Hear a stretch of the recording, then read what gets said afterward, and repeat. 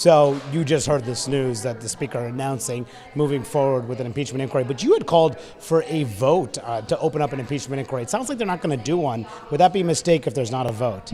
Well, Nancy Pelosi set the precedents, and so this is absolutely a formal way to introduce it by announcing an impeachment inquiry by the Speaker of the House.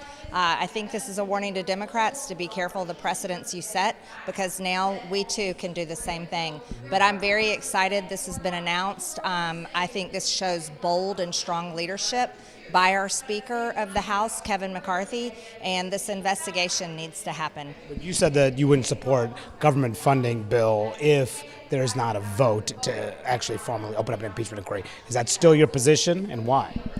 No, an impeachment inquiry has been opened, so I can go forward now. I had said I wouldn't fund a government until we open an impeachment inquiry. Now one has been officially opened by the Speaker of the House, and I'm very excited to see it happen. I think Americans deserve truth, they deserve transparency, and we need this investigation to go as long as it needs to uncover all the corruption that has been involved in covering up Joe Biden's crimes. But you're not insistent on a vote per se. There doesn't have to be a vote. Is that your view? I'm only insistent on following the House rules, and a precedent has been set, and so the impeachment inquiry is now open. What do you say to some of the members of your own conference in some of those districts, like swing districts, who are concerned about going down this route, concerned about not proving that Joe Biden took official action to aid his son, or politically speaking, that it could backfire on them in their swing districts? I think they have nothing to worry about. Uncovering corruption at the highest level, Vice President and President of the United States,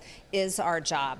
And this isn't political at all. This is about uprooting those that have not only covered up Joe Biden's crimes, but Joe Biden himself. And we've done months and months of work on the Oversight Committee, I think 8 months now. And we have uncovered more information, wire transfers, bank statements, SARS reports showing that the Biden family has benefited by approximately $20 million and counting by abusing and basically selling Joe Biden's seat of power.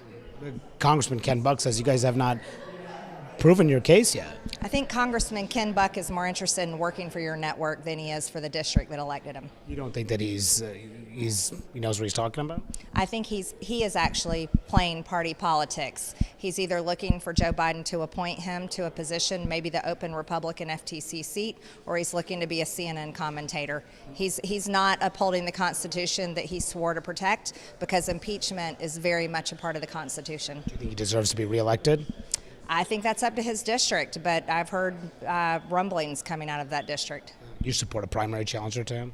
I support his district in making sure they send a representative to Congress that actually believes in the Constitution, no matter how much they brag about their law degree.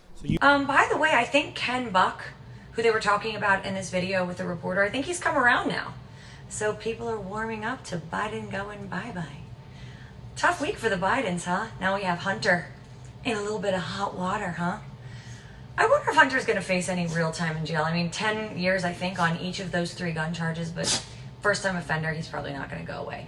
Anyway, back to Marjorie Taylor Greene, who we love, and she's so bold, and I think she was funny. She's like, I think Ken is less concerned about his constituents and more concerned about getting a job at CNN. That was really funny.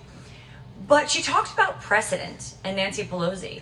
I hate to sound like a child, but Democrats, you started it with your ridiculous impeachments of Donald Trump. Ridiculous. And now we're just going by your same standard that you've set for us. If you don't know about it, look up Harry Reid and the nuclear option. It'll be good bedtime reading. That's another time where the Democrat precedent boom, boom, boom, boom, boom, blew up in their face. And I think this is going to be happening more and more and more. You know, they only want to censor our speech. They want to call us domestic terrorists. They think that they're going to be the party in power forever, right? That they can just rule with omnipotence and treat people that are considered to be their opposition, completely terribly. Well, you know what? That's not how this is going to work. We believe in precedent. I wouldn't call it retribution. I would call it we believe in precedent. And we remember what happened. We have a very long memory as Republicans. And you know what? What goes around comes around.